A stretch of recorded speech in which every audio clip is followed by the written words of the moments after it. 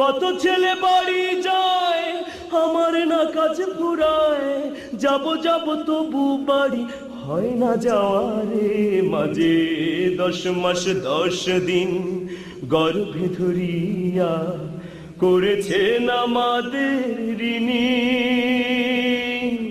গায়ের চামড়া কাটিয়া দিলেও সেই ঋণ শোধ হবে না জানি মা, সেই ঋণ শোধ হবে না জানি।